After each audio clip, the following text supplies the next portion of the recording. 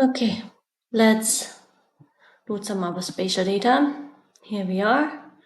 We click on layer, add raster layer, because we want to load the high spatial resolution satellites in the data, which I shared with you. And maybe we start with choosing the 2024 tiles, because that's when we set up the camera traps in 2024. So we want April 2024 tile 1 and April 2024 tile 2. We highlight them both, and then we add them to the display, and then we close this thing. So let's see what we can see with they're currently enacted, so you should see them directly. If you don't want to see them anymore, you can unclick them, and then you would see the Landsat data again. So let's enable them again. Here we are. The two raster images, they should be better spatial resolution. We should be able to see more detail. And the points data are currently on top. If for whatever reason these points data are not visible, they are probably hidden, like here, under the raster display. So what you want to do is click on them and then pull them up with your mouse. So they are on top of all the other maps. Let's zoom to the points data, because we know where they should be, and you can see far more detail already. Right, so this is the camp where we stay, the bush camp. Then we put a camera trap up here because there was a leopard print on the ground. We put one up here at the water hole, and then we had a couple near that grassland that's located here, and that lake, that artificial lake that's located here, where the tree with the swing is. And then we also had some camera traps located along that ravine here, hoping to get some exciting sights, and we had some camera traps along that river down here, where we often see the water bugs. Okay, and the reception area should be somewhere here. And we can zoom in a bit more to double check. Yeah, you can see here, that's the reception buildings, the plains where the animals are grazing, and you can get a sort of see already where the water bodies are, the tiny small water holes. It was a bit dry this year, so not as easily to see as perhaps when it's better. And you can already see where the forests or the woodlands are, where it's denser vegetation and where it isn't. And let's zoom out a bit.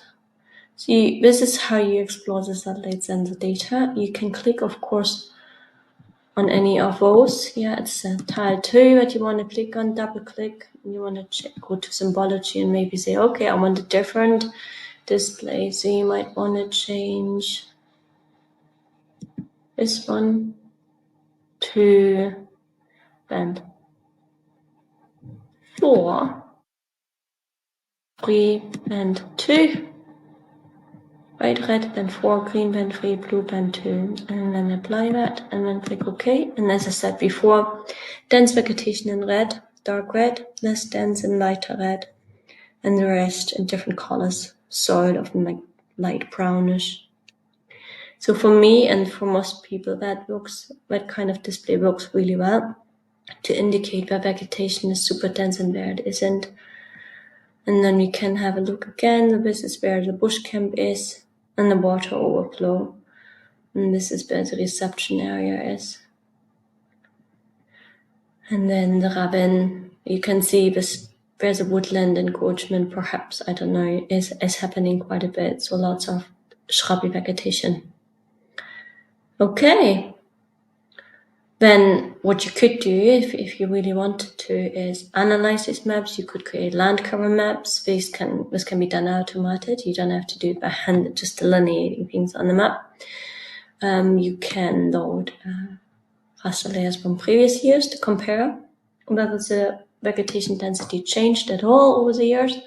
So what you want to do is add the raster layer, and then click on these 3 dots, and maybe we now load the December 2015 tiles, 1 and 2, open, we add them and close, and you can see how it would have looked like back then in 2015 for the same landscape.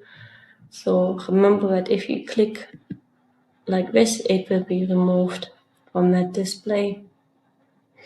And we can, of course, if that's what you want to do, change it to the same symbology.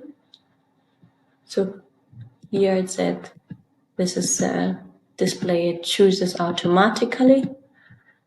We can set it back to that one.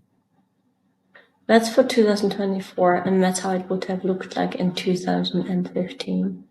And you can visually explore, of course, whether there are any differences over the years. And then you can think about how it relates to any management intervention that you might have implemented or not. Or maybe think about whether you would like to do some management interventions. Okay, and with that, I end that.